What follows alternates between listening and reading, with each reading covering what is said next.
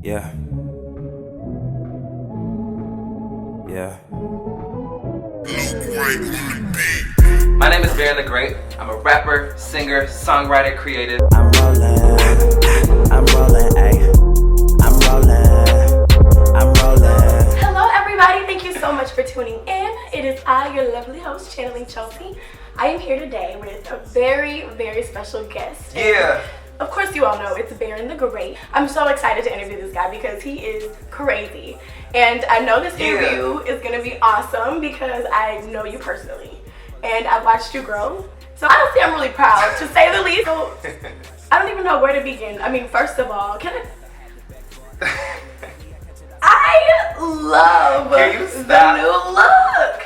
Dog. I love it. You look great. The hair. A week before I did it, I was like, hey, okay, I think I want to dye my hair like blind. Like, just change my look, you know, because I'm dropping this new project, which we'll talk about. Right. And I just needed something. As a kid, I had blonde hair. When I was a baby. I think I remember seeing like pictures. What makes you a great? The great. I'm sorry. How dare he? Okay, well, actually, Barin the Great came from just my Twitter name. Probably about, I would say maybe 2010. Okay. I was on Twitter early. I was one of the early Twitter heads. The beginning of my career was the Barin, which Barin kind of means nobility, like a baron. Right.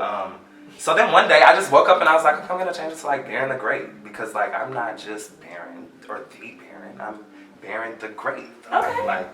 I love that. Speaking of your Twitter, it's kind of crazy because like does Barin the Great double as a social media personality? I mean, I'm just saying, you kind of have a strong pull, a lot of influence on, you know, Twitter, Instagram, like all your social media handles. How does that happen? It didn't happen overnight, for sure. It's just you kind of have to be consistent with it. My following, I would say, really came from like tweeting during like award shows and that kind of thing. Like I'm very kind of on that strategic, witty, you know what I'm saying? You have to follow this guy because like if you want to laugh all day, it's a Monday, he'll say something crazy and you're like, only Barin. Dog. Or like my favorite right now is like these videos of like these memes. I'm really into the meme thing. You're into the memes. And I like the GIFs. And you're so annoying. You kind of. That's so good. That's too good. GIFs were made for me.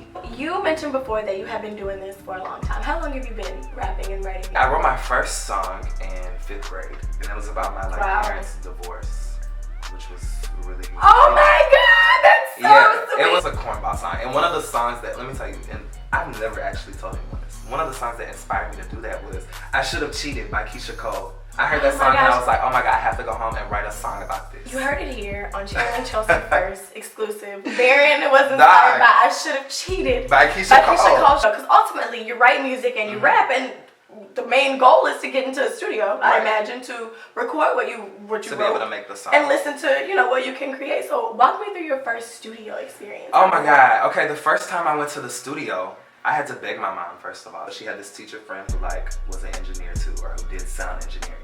And I would ask her every single weekend and she would tell me, no, you know. And so one day she was like, oh my God, okay. Cause you insisted. Okay. That's a sign. So I'm gonna bring you so that you can go and see how terrible you sound. And she literally told me that. And so we went and I was like, I cannot believe it.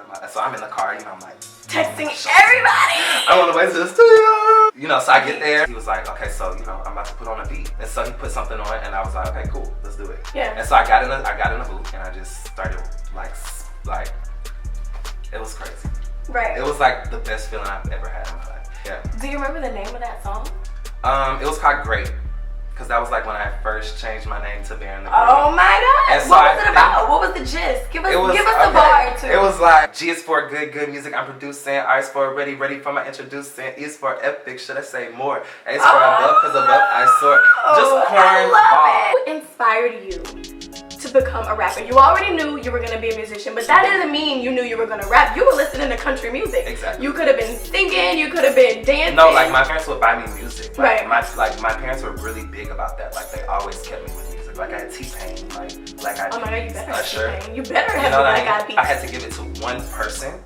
It would obviously have to go to Nicki Minaj. Okay. Only because I've watched her from such a small point. Then all of a sudden she was like, I remember one day I got off the bus and I went home because like 106 in Park was obviously a thing for me. Right. You know? And she was on there. Obviously.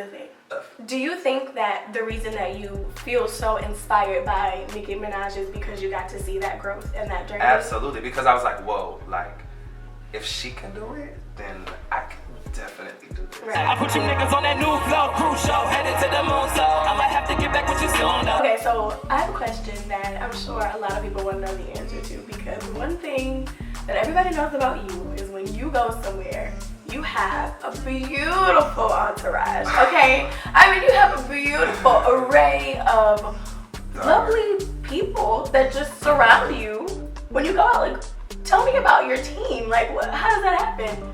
All of those people are my friends, really. I don't know. I have cool, amazing, great friends, and they all are beautiful and they dress great. And I don't think that I'm that shallow to only be friends with beautiful Maybe people. you are. And maybe I am. So I know you work a lot with Illy All Day. I know you work a lot with Dave Stokes. So tell me about your relationships with them. Like, how does that happen? Y'all's collaborations are the best songs I hear locally. I mean, yeah, y'all are killing it. I think one of the main reasons is just because we are genuinely friends. Yeah. You know what I mean? And so like we genuinely enjoy being around each other. And so like, okay, I have people that I love being around me, and we all love to do the same thing. So let's just go to the studio and like create this amazing piece of work. Y'all make magic. It's I mean, crazy. y'all gotta check out his SoundCloud. Absolutely. All of the songs with Dave Stokes, all of the songs with Illy All Day, they are amazing. Yeah. Say, I've seen people tweet like, oh yeah, like they're like the Drake and the Nicki and the Wayne and Barin, and I'm like, dang, that's a high place to be right now. You know what I mean? Like, We're trying to bring a different Sound. feel and a different sound and just a different vibe to the music that's coming out of not only Louisiana but the South. can we just talk about your amazing performance at the Boom Festival? I mean, it was really dynamic. I enjoyed more than anything the fact that you have background dancers. I don't think I've seen any other rapper have background dancers. Dog, let me tell you, when I first had the idea of using background dancers, just because I wanted to bring something more to like my set, I wanted to bring a show, you know what I mean? Like, and actually like make people leave and be like, wow, okay, wait, that guy had like dancers and was like really doing it. But I got so much slack for it at the beginning. People were like, you know, you're not a pop artist, you're not a singer, you're not a What? Haters. And so yeah, So let's talk NonStop. I've been calling NonStop my debut project, just because I'm kind of like re-debuting in a sense. Okay. And just because like I haven't been as consistent as I need to be, you know what I'm saying, as an artist. I just need to be a little more consistent, you know what I'm saying? And so now I'm ready to do that. So I chose to do 7 songs. 7 is my lucky number, Okay. you know. Okay. This project with NonStop particularly, I'm just trying to bring like I said earlier, just meaning back to the Southern hip hop, you know what I'm saying? And so I'm really trying to be more adamant about telling stories and being open and being honest and just kind of like bringing things full circle. Conquer dropped in 2013, so I would have to be honest and say that it's taken me 3 years to put together this 7-song project, just because I've had to go through life and just kind of discover my, like I keep saying, rediscover and reinvent myself. A specific date for it yet, but I'm planning for it to drop maybe like within the next 2 Very months. mysterious. So I'm gonna be letting you guys know very, very soon. Oh, you should do like a surprise drop. Absolutely. Like a Well, Beyonce. 2 months, and then from there it'll be NonStop. I don't even know what to expect from it, so I don't even know how to tell you how excited I am about it. So check out this cover art. Shout out to Clint. Yeah. Shout out to everybody who helped you with this project, because I am so excited to hear from it. Shout out to you for coming through and channeling me, because this is awesome. I really enjoyed having you here, talking about everything, watching your growth. I mean, I cannot wait to see. I can't wait to see more of you, more from you. Thank you for doing this. Thank you for doing this for the culture, for hip hop, for everything. You know? And thank you guys so much for tuning in and having a good time with us. I mean, I hope you loved hearing and talking to this crazy guy. I know I sure did. Cannot wait to hear NonStop. 2 months. Stay tuned. See you soon. Yeah. So I'ma chill on them, stay high, stay low, stay real on them. Yeah, they say I'm about to cop a deal on them. Shit, I'm finna stick a couple mil on them.